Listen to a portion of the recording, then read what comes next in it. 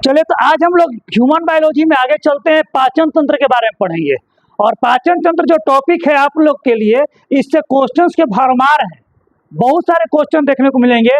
और ये बायोलॉजी यहाँ से सीखना अगर देखिए तो बहुत ज़्यादा आसान हो जाता है पाचन तंत्र से। कि अगर पाचन तंत्र की बात करते हैं तो इसमें बहुत बड़ा भाग आता है, जिसमें आपको मुख के बारे में पढ़ना, आपको ग्रास नली के बारे में पढ़ना है, आपको पेट के बारे में पढ़ना है, आपको आमाशय के बारे में पढ़ना है, यकृत जीव जिसको लीवर कहते हैं एकरा बारे में पढ़ना है, आपको पित्ताशय के बारे में पढ़ना है, छोटी आंत के बारे में पढ़ना है, बड़ी आंत के बारे में पढ़ना है, आपको पढ़ना है मलाशय के बारे में। इतना टॉपिक के साथ ही साथ बहुत सारे सब टॉपिक भी है, जहाँ आपको जीभ पढ़ना है, जहाँ आपको दांत पढ़ना है, जहाँ आपको लार ग्रंथियाँ पढ़नी है। ऐसे ऐसे बहुत सारे सब टॉपिक होंगे। अगर मानव पाचन तंत्र को देखें तो ये इतना ज़्यादा इंपॉर्टेंट है कि अगर तुम कंप्लीट कर लेते हो तो बायोलॉजी में 10 क्वेश्चन अगर आते हैं किसी एग्जाम में, तो 10 में से 3 क्वेश्चन इसी चैप्टर से आएंगे आपको। 10 में से 3 क्वेश्चन। और देखिए शॉर्टकट नहीं होता है किसी एग्जाम के लिए, किसी एग्जाम को तैयारी करने का शॉर्टकट नहीं होता है। बहुत लोग क्या करते हैं कि जीडी आएगा तो जीडी का स्पेशल जो वर्दी बैच, एसएससी स्पेशल बैच, ये स्पेशल बैच, ये सब कभी मत दीजिए, कभी मत खरीदिए।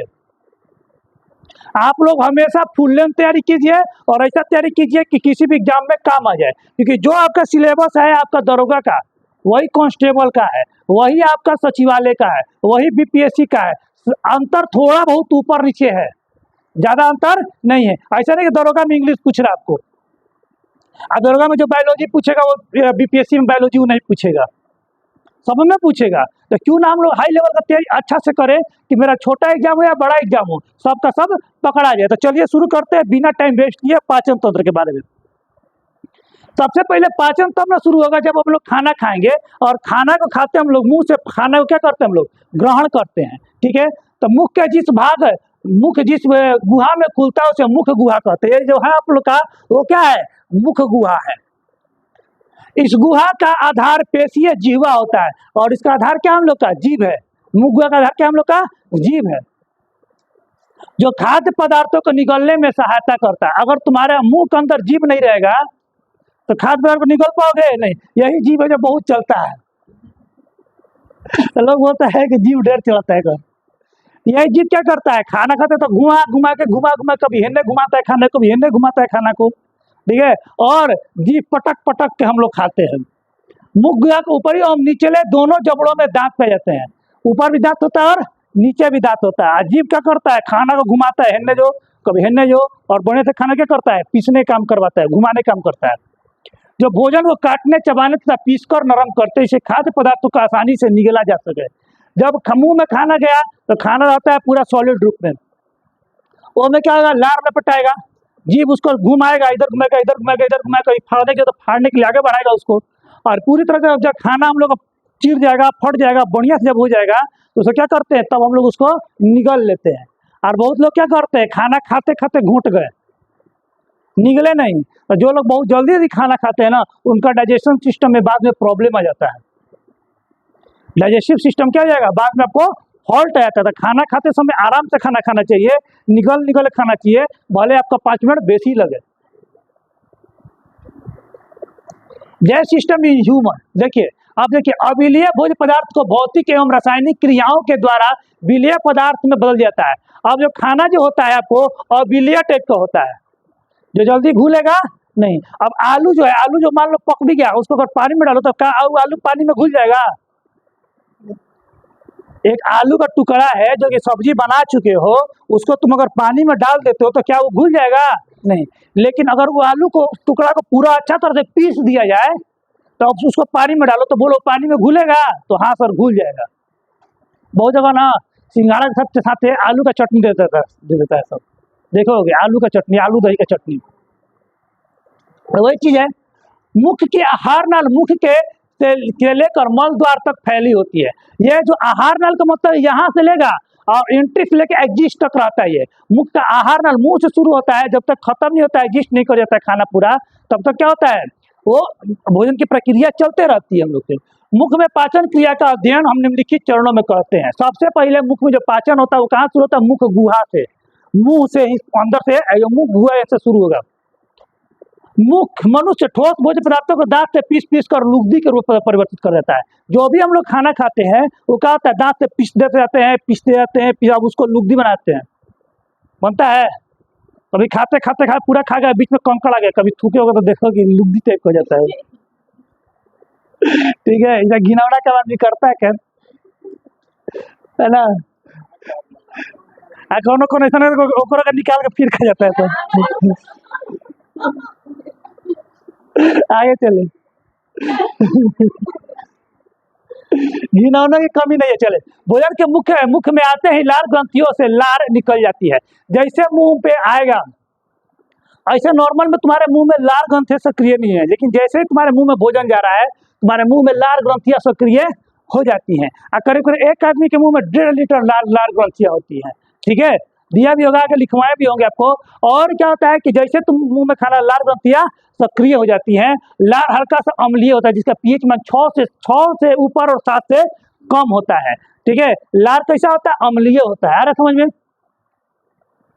और लार के निम्नलिखित कार्य है। लार क्या क्या करता है उसके बारे में समझते हैं। जो मुंह में दिख रहा है हम लोग लार, तो लार होता है यह भोजन को गीला और लसदार बना देता है। अगर गीला नहीं बनेगा तो उसको घूंट हम लोग नहीं पाएंगे, क्योंकि गर्दन में अटक जाएगा, गर्दन में अटक जाएगा। कौन, कोई भी चीज खाना खा रहे हो तो। आगे होते हैं टाइलिन, यह एक एंजाइम में जो भोजन के जटिल अणुओं को मंद और सरल अणुओं में बदल देता है, जो इसे सेलाई वरी माइलेज भी कहते हैं। देखिए, टाइलिन जो होता है वो टाइलिन कहाँ पे आता है, तो टाइलिन नामक जो एंजाइम होता है, एक मिनट, टाइलिन नामक जो एंजाइम होता है वो कहाँ पे पाया जाता है, तो ये टाइलिन नामक एंजाइम जो होता है वो कहाँ पे आता है, मुंह में पाया जाता है। कहाँ पाया जाता है हम लोग का, मुंह में। ये लार ग्रंथियों में पाया जाता है। टाइलिन बोलते हैं लार टपक रहा है, तो टाइलिन नामक एंजाइम होता है। और इसे क्या कहते हैं, सेलाइवरी एमाइलेज भी कहते हैं। तो ये क्वेश्चन काफी इंपॉर्टेंट हो जाएगा आपको टिक मारने के लिए कि टाइलिन एंजाइम का एक अन्य नाम क्या है। ठीक है, एमाइलेज। माल्टोज एंजाइम का कुछ माल्टोज शर्करा ग्लूकोज में बदल जाती है। लार में पॉलीसैकेरिडेड एंजाइम होते हैं जो बैक्टीरिया की कोशिका भित्ति को घोलकर बैक्टीरिया को नष्ट करता है। लार में कौन सा होता है, एक होता है पॉलीसैकेरिडेज एंजाइम। पहली पॉलीसैकेरिडेज एंजाइम क्या करता है, जो आपके मुंह में अगर बैक्टीरिया चला गया तो उसको क्या कर देगा, वो खत्म कर देगा। समझ में आया ना। तो अगर कोई भी चीज बैक्टीरिया आपके मुंह में जाता है खाना खाते समय, तो उसको खत्म करने का हम कौन करता है, हम लोग लार के समय अच्छा खत्म कर देगा, पॉलीसैकेरिडेज एंजाइम। तो इसमें सबसे इंपॉर्टेंट आपको ये था, टाइलिन एंजाइम कहाँ पाया जाता है। ठीक है, तो मुंह में पाया जाता है। और टाइलिन एंजाइम का हम लोग का कार्य क्या है, ये आपको पूछेगा आपको। ठीक है, उसके बाद चलते हैं हम लोग अमाशय के बारे में। अमाशय के बारे में देखते हैं। अमाशय भोजन में लगभग 5 घंटे तक रहता है। अमाशय में भोजन कितना घंटे तक रहता है हम लोग का, 5 घंटे तक रहता है। और भोजन के अमाशय में पहुंचने पर 4 घंटे तक रहता है। ग्रेट सॉरी, इसमें 4 घंटे तक लिखे हैं, मुंह से 5 घंटा निकल गया है। ठीक है, और 4 घंटा तक तो भोजन जैसे पेट में जा रहा है खाना ना, तो 4 घंटा तक तुम्हारे पेट के अंदर रहेगा। और भोजन के अमाशय पहुंचने पर पाइलेरिक ग्रंथियों से जठर रस निकलता है। और जैसे तुम्हारे भोजन अमाशय में पहुंचा, अब यहाँ से क्या होगा, तुमको जठर रस निकलेगा। और जठर रस का जो पीएच मान जो होता है वो 1.5 से लेकर 3.5, जिसे हाइड्रोक्लोरिक अम्ल होता है। इसमें क्या होता है तुम लोग का, हाइड्रोक्लोरिक अम्ल होता है, HCl होता है जठर रस में। और ये इतना स्ट्रॉन्ग एसिड होता है कि अगर अंदर कोई भी गलती से कीड़ा मकोड़ा चला गया, पूरा उसको बराबर कर देगा। समझ में ना। तो ये खाना को पूरा अम्लीय बनाता है कि पूरा जल्दी से खाना पिघल जाए। समझ में ना। अमाशय के ऑक्सीटोसिन कोशिकाओं में हाइड्रोक्लोरिक अम्ल निकलता है, जो भोजन के साथ आए हुए जीवाणुओं को नष्ट कर देता है। समझ में आ गया आप लोग को। तथा एंजाइम की क्रिया को तीव्र कर देता है। ऑक्सीटोसिन एंजाइम हाइड्रोक्लोरिक अम्ल भोजन के माध्यम को अम्लीय बनाता है। बताया ना कि पेट में क्या होता है हम लोग का, अमाशय में हाइड्रोक्लोरिक अम्ल होता है, जिसका पीएच मान है हम लोग का 1.5 से 3.5। ये अम्लीय बनाता है, जिससे लार की टाइलिन की क्रिया समाप्त होती है। और लार जो होता है एप्रोक्स क्षारीय होता है। एप्रोक्स होता है क्षारीय, तो उसकी क्रिया क्या करता है, समाप्त कर देता है। और भोजन जो पहले क्षारीय था हल्का, और पूरी तरह से अम्लीय हो गया। अमाशय से निकलने वाले जठर रस में एंजाइम होते हैं, जिसे पेप्सिन और रेनिन नामक 2 एंजाइम आपको मिलता है इसमें। अब इसके बाद हम लोग देखते हैं, आगे हम लोग बढ़ते हैं। पक्वासे, है ना, पक्वासे के बाद, ठीक है। अब पक्वासे कहाँ है भाई, देखो ये अमाशय में क्या था आपको, हाइड्रोक्लोरिक एसिड था, यहाँ पर पूरा अम्ल मिला आपको, और यहाँ से एक नली जा रहा है, ये दिख रहा है आप लोग को। अब तुमको कोई जिंदगी में कोई बोलेगा कि पक्वास है या फिर डिओडेनम कहाँ पर है, तब बोलेगा कि देखिए यहाँ पर इसके नीचे में, स्टोमच के नीचे में आपको एक दिखेगा नली नुमा संरचना, जो कि छोटी आंत से जुड़ी होती है ना, वही क्या होता है, डिओडेनम होता है। समझ में आ गया। इसी को हिंदी में क्या बोलते हैं हम लोग, इसको बोलते हैं पक्वासे। पक्वासे में भोजन के पक्वासे में पहुंचे सर्वप्रथम यकृत से निकलने वाला पीत रस आकर मिलता है, और पीत रस क्या हो जाता है, क्षारीय हो जाता है। पीत रस क्या हो जाता है, हम लोग इसमें क्षारीय, जो भोजन को अम्लीय से क्षारीय बनाता है। अब जैसे ही डिओडेनम में खाना पहुंचा, ऊपर से यकृत रहता है, अभी तक यकृत में नहीं पहुंचा था, यकृत क्या करता है, इनमें क्षार घुसाता है, तो अम्ल और क्षार, अब पहले जो खाना अम्लीय था अब क्या हो गया, वो क्षारीय हो गया। तो खाना का देखो उसका पीएच में परिवर्तन हो रहा है, जब तक जल्दी जल्दी पीएच में परिवर्तन नहीं होगा तब खाना जल्दी से पचबो नहीं करेगा, उसको पीएच को बदलते रहता है। अगर पीएच बार बार बदलेगा तो क्या होगा, उससे वो बदलते बदलते अंतिम में लवण का रूप धारण कर लेगा, मैंने वो निष्क्रिय हो जाएगा एक तरह से। नहीं समझ में आ रहा है ना। अग्नाशय से अग्नाशयी रस आकर भोजन मिलता है, जो 3 प्रकार के एंजाइम निकलते हैं।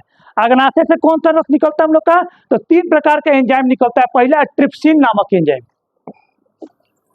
पहला कौन सा हम लोग का है, ट्रिप्सिन नामक एंजाइम निकलता है अग्नाशय से हम लोग का, ठीक है। यह प्रोटीन एवं पेप्टोन को पॉलीपेप्टाइड तथा एमिनो अम्ल में परिवर्तित कर देता है। आ रहा समझ में, ये क्या करता है, प्रोटीन को और पेप्टोन को किसमें परिवर्तित करता है, पॉलीपेप्टाइड्स में परिवर्तित कर देता है। आगे समझ में। ओकरा बाद है एमाइलेज, यह मंड में घुलकर शर्करा को परिवर्तित करता है। एमाइलेज क्या करता है कि मंड में घुलता है और शर्करा को क्या कर देता है, परिवर्तित करता है। अब मंड का होता है, एक तरह समझ लो कि तुम्हारा स्टार्च, ठीक है, क्या होता है हम लोग का स्टार्च, इसको बोलते हैं। उसके बाद हम लोग का लाइपेज, यह इमल्सीय वासाओं को ग्लिसरीन और फैटी एसिड में परिवर्तित है। इससे क्वेश्चन पूछेगा तो इससे ज्यादा क्वेश्चन आपको नहीं मिलता है, लेकिन आपसे क्वेश्चन का पूछेगा, अब क्वेश्चन है पूछेगा, हर सवाल पूछेगा कि ट्रिप्सिन, एमाइलेज और लाइपेज, सुनो तीनों एंजाइम कहाँ से निकलता है, ठीक है, तो कहाँ से निकलता है, अग्नाशय से। कहाँ से निकलता है हम लोग का, अग्नाशय से। समझ में आ गया। अब एक परिभाषा देखो, रटे खाली तो बहुत सारा चीज है, लेकिन रटिया वही जो आपके एग्जाम में काम है। तो इस पूरा में आपको ये पढ़ना है कि पीत रस निकलेगा कहाँ से हम लोग का, तो पीत रस निकलता है हम लोग का अग्नाशय से निकलेगा, यकृत से निकलने वाला पीत रस कहाँ से निकलता है, यकृत से। ढेर लोग तो एग्जाम में मार देते हैं कि पीत रस कहाँ से, पित्ताशय से निकलता है, गलत है। ये रेलवे ग्रुप डी में क्वेश्चन पूछा है, पीत रस पित्ताशय से नहीं निकले, कहाँ से निकलता है हम लोग का, यकृत से, और ये क्षारीय होता है पीत रस। आ रहा समझ में। और अग्नाशय से निकलता है भोजन, वो 3 प्रकार का उसमें हम लोग का एंजाइम होता है, जिसमें ट्रिप्सिन, एमाइलेज और लाइपेज, तीनों एंजाइम का नाम याद रखना है। जैसे पूछा गया कि टाइलिन एंजाइम कहाँ से मिलता है, रहता है तो लार में होता है। वही तरह तुमसे पूछेगा कि ट्रिप्सिन कहाँ होता है, तो अग्नाशय से होता है। तो एंजाइम जब पढ़ाएंगे तो वहां भी ये चीज आएगा आपको, यहाँ भी ये चीज को आपको पढ़ना है। अब हर सब रटे के चक्कर में ढेर मत पढ़ना, एग्जाम में उतना हार्ड क्वेश्चन नहीं देगा, कोई दुश्मन तो ना बैठल है। अब ऐसे खाना का हुआ तो हई रास्ता से खाना पहुंचा छोटी आंत में। छोटी आंत कौन है, छोटी आंत भीतर वाला है, ये देखो ये क्या है हम लोग का, छोटी आंत। नाम छोटी आंत है लेकिन साइज में क्या होता है, ये बड़ी होती है। नाम छोटी आंत है लेकिन साइज में क्या होता है, ये हम लोग का बड़ा होता है। यह भोजन की प्राचीन क्रिया के लिए महत्वपूर्ण होती है, पचे हुए भोजन का अवशोषण होता है।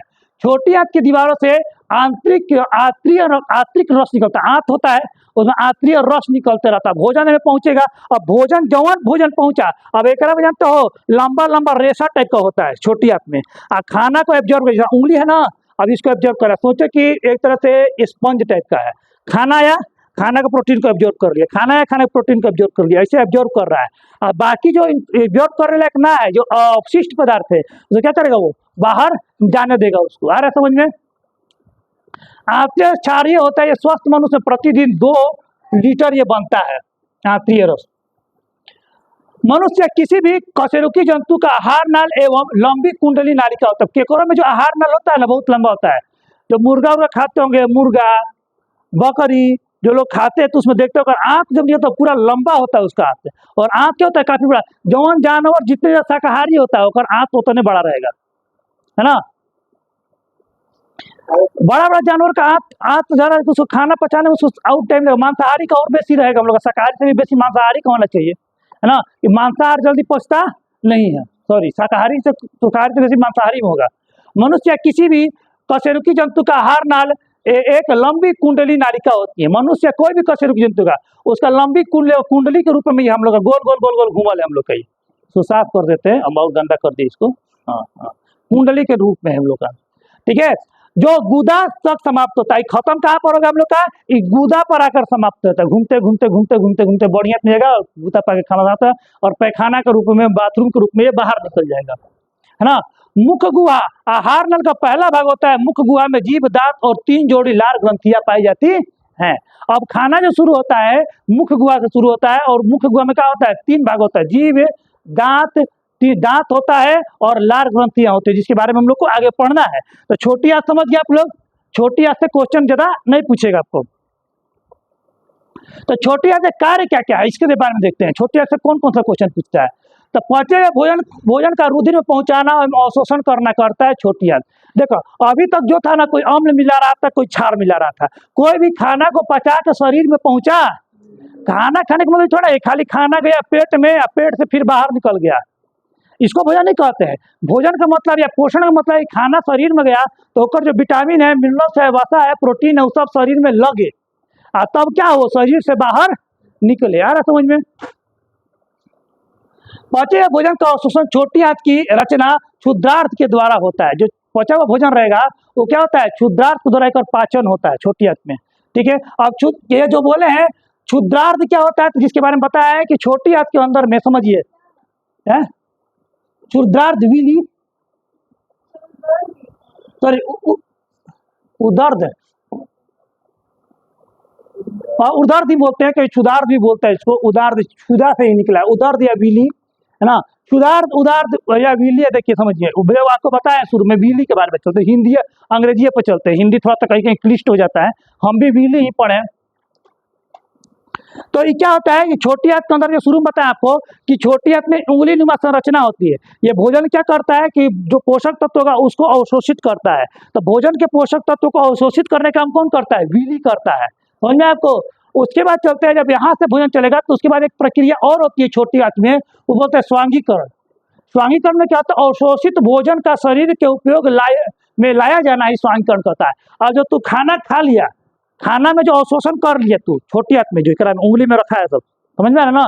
छोटी आंत के अंदर क्या है, बहुत सारा उंगली नुमा संरचना है। तब एक शरीर में उपयोग भी लाना होगा, तो उपयोग में किसके द्वारा लाते हैं, तो स्वांगीकरण के द्वारा लाते हैं। आ रहा समझ में, आगे बढ़े।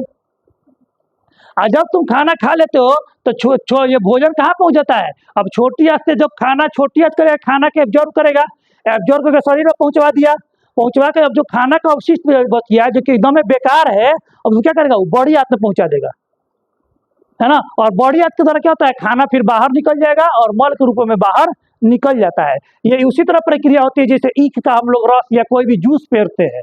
तो जूस जो है इंपॉर्टेंट जूस हम लोग गिलास में डाल लिए, और जो भी होकर हम लोग का छिलका बच गया तो समझ लो मल है ऊपर, तो क्या करते हैं हम लोग, बाहर फेंक देते हैं। आगे समझ में, वही होता है खाना के साथ। अब बड़ी आंत को देखते हैं। बड़ी आंत बृहदांत या बड़ी आंत जो होता है भोजन संबंधी को संघाषित करने संसाधित करने वाली अंतिम संरचना है, जो छोटी आंत से अपचित पदार्थ को लेती है। अब जो यहाँ छोटी आंत से जो पदार्थ होगा बड़ी आंत में यहाँ से आएगा, और यहाँ से घूमते घूमते घूमते घूमते यहाँ पर हम लोग के यहाँ पाएगा, ये मल द्वार में। उसमें से ये पानी को सोखेगा और मल नामक अपशिष्ट पदार्थ को ये क्या कर देता है हम लोग का, ये छोड़ देता है। अब जो जितना तुम्हारा पानी और उपयोग लग रहेगा उसको और सोख लेगा ये अंतिम में, लेकिन जो मल होगा उसको क्या करेगा, निकलने के लिए छोड़ देगा। अब उसके बाद जो पानी रहेगा एकदम जो गंदा है उसको निकलने देगा। छोटी आंत की लंबाई जो होती है हम लोग की कितनी होती है, तो छोटी आंत की लंबाई 9 से 16 फीट होती है। कितनी होती है, 9 से 16 फीट। या मैं पूछ सकता है कि बड़ी आंत की लंबाई मात्र कितनी होती है, 5 फीट। जो छोटा है वो बड़ा है, जो बड़ा है वो छोटा है, समझ में आ गया। तो छोटी आंत का काम क्या है, भोजन का अवशोषण करना, अब भोजन को अवशोषित करके जो विटामिन प्रोटीन जो होगा शरीर को लगाना। अब बड़ी आंत क्या करता है, जब जो अवशोषित भोजन है जो छिलका ओकरा अपना पास ले आता है, और ले आने के बाद क्या करेगा, ओकरा के जो पानी है उसको एब्जॉर्ब करेगा, और गला क्या करेगा, मल के रूप में बाहर निकाल देता है। आगे समझ में, तो ये हो गया हम लोग का बड़ी अत्त का। अब मुंह में अगर खाना में सबसे, अब यहाँ पर खाना कौन से शुरू किए, बड़ी हद तक निकल गए, ये पाचन प्रक्रिया में भाग ले रहा था। और वो में एक और हेल्पर था, छोटा सा एक हेल्पर था, जेकर नाम था जीभ, जेकर नाम था जीभ। अब देखो यही जीभ है जो तुम लोग का बहुत चलता है ना। ऐसे क्वेश्चन भी आता है, 2-3 क्वेश्चन आता है, ज्यादा नहीं, 2-3 क्वेश्चन बनेगा जीभ से, लेकिन इसको पढ़ लेना है जीभ से। अब इसको ट्रिक बताएंगे, गलती नहीं होगा, समझ में। और जान लीजिए एग्जाम में ना हमेशा आसान क्वेश्चन गलत होता है, यो जान लो। देखो जीभ के ऊपरी सतह में कई छोटे छोटे अंकुर होते हैं, जिन्हें हम स्वाद कल क्या कहते हैं। जीभ के अंदर जाओगे ना, जीभ को ठीक से देखोगे तो उसमें क्या होता है, हम लोग कांटानुमा संरचना होता है। ठीक से जीभ को कभी साफ होके और बढ़िया से देखना लेंस से। और वही अगर बाघ का अगर जीभ देख लोगे, बाघ का, तो मैं पूरा जीभ हम कांटा की तरह इस तरह खड़ा खड़ा है ना। ले अगर चाट दिया तो शरीर छिला जाएगा, इतना लंबा लंबा उसमें। तो बाघ का देख लीजिए तो मांसाहारी जंतु में और भी वो हाँ बाघ में तीक्ष्ण होता है। गाय को देखोगे तो गाय का भी क्या करता है, उसका भी पूरा रुखड़ा होता है। तो गाय के जानते हो, हम लोग तो जीभी करके अपन जीभ साफ कर लेते हैं, लेकिन गायों का जीभी होता है ना, मालूम है तो नहीं के जीभवा निकाल और नीमक रगड़ जाता है ना। अगर गलती तो बता देना हमको। बाघ तो सही चाटता है खूब बढ़िया से, मांस को लेकर जब ना हड्डी में रगड़ लेगा खूब सुंदर से, वो चाट लेगा, समझ में आया बाघ। तो हाँ, अब यही स्वाद कलिकाएं जो होती हैं, जो जीभवा में होता है, तो ये क्या करता है, स्वाद को बताता है कि मीठा है खट्टा है का। तो जीभ में अलग अलग भाग में अलग अलग स्वाद एरिया होता है इसका। जीभ के अग्र भाग से मीठा स्वाद होता है। देखो मीठा कहाँ होगा हम लोग का, आगे, कड़वा पीछे, साल्टी बगल में। साल्टी माने एक तरह से समझ लो उसको है नमकीन, नमकीन। और शावर माने क्या होता है हम लोग का, खट्टा।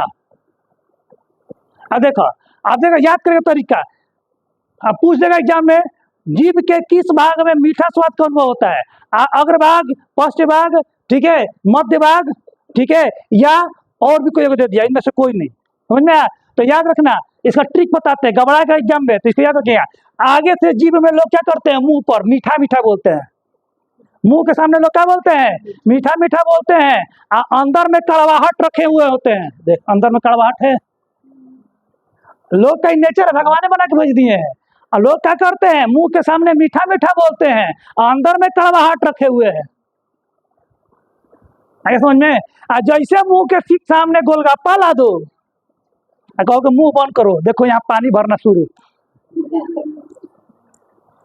सोच के गोलगप्पा खिला रहे हैं, है ना।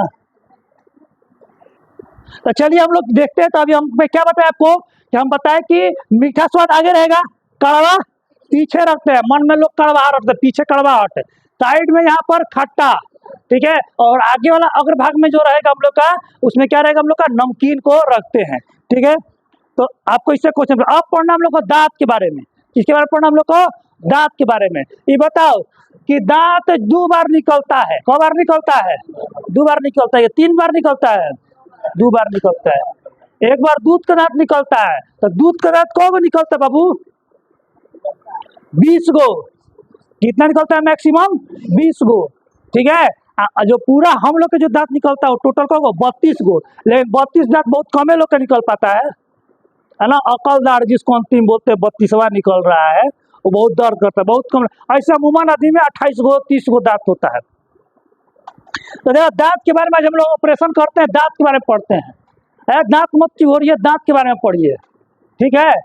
लेकिन मनुष्य में जबड़े में 16 दांत ऊपर और 16 दांत नीचे, ठीक है, 16 दांत ऊपर 16 दांत नीचे। ना भरोसा तो अपन गिन के देख लो अगल बगल से, 16 दूनी के 32, है ना।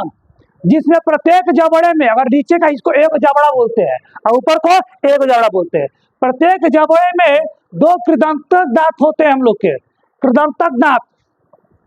देखिए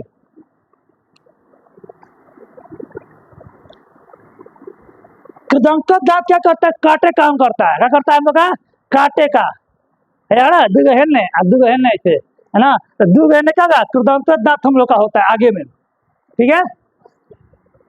और उसके बाद एक जोड़ा हम लोग का रदनक दांत होता है नीचे में, है ना, एक रदनक, दो अग्र चर्वक चबाने वाला, देखो दो यहाँ पर है चबाने वाला, क्या हो गया भाई, सॉरी थोड़ा सा व्यवधान आ गया बीच में लाइन कटने के कारण, आगे फिर से देखते हैं। तो मनुष्य में क्या होता है, जबड़े में, मनुष्य के जबड़े में दो कृदंतक दांत होते हैं, एक रदनक दांत होता है, एक जो दांत होता है एक हम लोग का दो अग्र चर्वक होता है। देखिए अग्र चर्वक दांत कहाँ पे हम लोग का, यहाँ पर, ये एक कोरे का बात कर रहा है, देखो इधर, यहाँ पर दो गो एन है, तो दो गो एन है, दो दूनी के चार, चार दूनी के आठ, और एक कोरे का इसे बात किया जा रहा है यहाँ पे, दो जोड़ी समझ लो इसे, दो जोड़ी कर रहे यहाँ पे, है ना। तो क्या हो जाएगा यहाँ पे, और तीन चर्वक दांत होते हैं, देखिए चर्वक दांत को तीन गो एन है, तीन गो एन है, ठीक है। मनुष्य के दांत दो बार निकलते हैं। अब देखो एक बार जोड़ते पहले, दो कृदंत तक मैंने दो जोड़ी कृदंत का, तो यहाँ पर कितना हो गया, चार हो गया, है ना। एक जोड़ी रदनक, कुत्ता वाला है छील रदन से कहते हैं, दो जोड़ी, तो दो गो हो गया, तो यहाँ पर कब हो गया हम लोग का, दो गो हो गया, नीचे में दो गो, अब एक और एक वाली बात कर रहे हैं। और दो जोड़ी अग्र चर्वक, तो दो दूनी के चार, और फिर हम लोग का क्या होता है, हम लोग का तीन चर्वक दांत, यहाँ पर तीन दूनी के छः, तो जोड़ता कितना हो गया हम लोग का, 10 और 6 16, और 16 को नीचे, तो 16 को ऊपर है, 16 16 32 हो गया हम लोग का।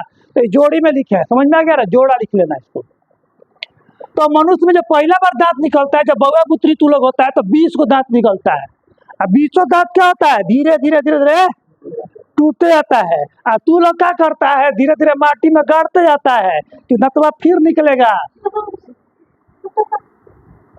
तो ऐसा कुछ होता नहीं है, ठीक है। हाँ तो एक दिन दांत के पेड़ पर चढ़ दी है, चला एक लड़किया पर सब दांत गाड़ दी जब जीथी में माटी में, ठीक है, और बड़ हुई तो सब दांत बोर बोर होके निकला था, सब दांत को माटी में गाड़ दी थी, जौन जौन टूटा था, और रोज पानी डालती थी कि दांत हमारा बढ़िया से निकलेगा, दांत निकला और सब बोर बोर होके निकला था।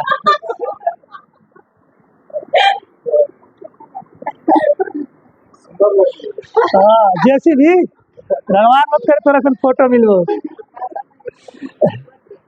दांत के ऊपर लड़की बुद्धिमान होती है ना, इसे कांड वही करते हैं, लड़का लापरवाह होता है, गाड़ के भुला जाता है सब, है ना।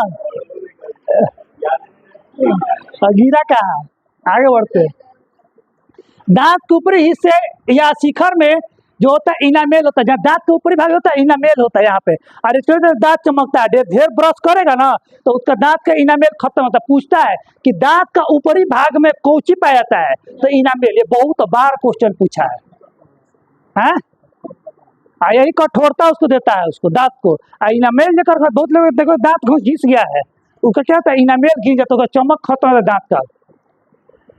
दांत को चमकीला स्तर पाया जाता है, जो दांत को सुरक्षा प्रदान करता है। इनामेल मानव शरीर का सबसे कठोर भाग होता है। तो क्वेश्चन दू गया कि मानव शरीर का सबसे कठोर भाग कौन सा है, तो इनामेल है। ऐसा में दांत के ऊपरी परत कौन है, इनामेल है। दांत किसे कहते हैं समझ में आ गया आप लोग को। तो दंत सूत्र आपको भी बहुत बार पूछा है, तो दंत सूत्र जो होता है तीन गो चर्वक, है ना। फिर हम लोग का 3 गो चर्वक के बाद क्या है हम लोग का, नीचे चढ़ा था ना, ओकरा बाद हम लोग का पाया जाएगा, हाँ 2 गो अग्र चर्वक, ये गलती आ गई मुझसे, सॉरी, यहाँ से पेन, 2 गो अग्र चर्वक, 2 गो अग्र चर्वक, रदनक एक होता है, रदनक, और एक क्या होता है फिर हम लोग का 2 गो रदनक के बाद हम लोग का 2 गो कृदंत, 2 गो कृदंत, एक और फार्मूला होता है 3 2 1 2, ठीक है, 3 2 1 2, यही दांत फॉर्मूला है। तो दंत सूत्र यह हमेशा एग्जाम अगर पूछा तो नहीं, मान लो पूछ देगा, तो दंत सूत्र क्या होता है 3 2 1 2, ठीक है। इसी के साथ पढ़ते हैं कि पीछे से 3 गो, फिर 2 गो, फिर 1 गो और फिर 2 गो, आगे समझ में, यही दंत सूत्र है। दांत की बात करते हैं लाल ग्रंथियां की। तो मनुष्य में बस ये पूछता है आपके एग्जाम में कि मनुष्य में लाल ग्रंथियां कितने जोड़ी होती है, बस एकरा से बेसी तोरा एग्जाम में ना जाने वाला है। ये बात तुम जान लो कि बहुत लोग ये चीज नहीं पढ़ता है कि लार जोड़ी को ग्रंथि होता है, कब होता है जोड़ी। तो लार जोड़ी होता है तो 3 जोड़ी होता है, कब होता है 3 जोड़ी यानी कि 6 गो। ठीक है, मनुष्य में 3 जोड़ी लार ग्रंथि पाई जाती है। पहली जोड़ी लार ग्रंथि जीभ के दोनों ओर एक एक की संख्या में उपस्थित होती है। देखो यहाँ पर जो होता है जीभ के दोनों ओर आगे रहेगा 2 गो, ठीक है, जिसे हम लोग सबलिंगुअल ग्लैंड्स के नाम से जानते हैं। मनुष्य में लार जो होता है, देखो लार जो 2 ग्रंथि होता है, अगर का नाम अगर से कोई ज्यादा मतलब नहीं है, पूछे कौ जोड़ी होता है तो 3 जोड़ी, एक हो गया जोड़ी या 2 जोड़ी, तीसरा का जोड़ी हो गया हम लोग का, टोटल 3 जोड़ी होता है। हेजा लार बनेगा, हेजा लार बनेगा, हेजा लार बनेगा, 3 जगह लार बनता है तुम्हारे शरीर में। और ये क्वेश्चन पूछेगा लार जोड़ी कितना ग्रंथि होता है, कि तो 3 जोड़ी होता है। लार में 99% जल होता है और 1% एंजाइम। एग्जाम में पूछ सकता है भी कि लार में कितना जल होता है और कितना एंजाइम, है ना। और एंजाइम क्या करता है, भोजन को पचाने के लिए क्या करता है, उत्प्रेरित करता है, ये माने सहायता करेगा एक तरह से मोटा मोटी। लार में मुख्यतः 2 प्रकार के एंजाइम होते हैं, एक होता है टाइलिन, पहले पढ़े हैं, है ना, और एक होता है लाइसोजाइम। 2 एंजाइम। तो एग्जाम में कुछ क्वेश्चन पूछ सकता है कि टाइलिन और लाइसोजाइम नामक एंजाइम कहाँ से निकलता है हम लोग का, तो लार ग्रंथि से निकलता है। ऑप्शन देगा लार ग्रंथि, यकृत, पिता से, फलान ठेकान अगना से दे सकता है। तो याद रखना कि दोनों टाइलिन और लाइपेज तो लाइसोजाइम ये दोनों कहाँ से रहता है हम लोग का, तो मनुष्य के लार से पाया जाता है। क्लियर हो गया आप लोग को। अब हम लोग अगले क्लास में आप लोगों को पढ़ाएंगे आज हम लोग कि पाचन तंत्र में भाग लेने वाले प्रमुख अंग, ठीक है, जिसमें आपको बहुत सारी चीजें भी पढ़ना है। लीवर के बारे में पढ़ना है आपको, किडनी के बारे में पढ़ना है, ये सब बहुत सारी चीजों के बारे में पढ़ना है, जो अगले वीडियो में आपको हम प्रोवाइड करा देंगे। और ये जो आपको हम पढ़ाए हैं इसका हम आपको PDF जो आपको रहेगा वो हम अपने टेलीग्राम चैनल पर डाल लेंगे, उसको वहां से आप लोग पढ़ लीजिएगा। धन्यवाद।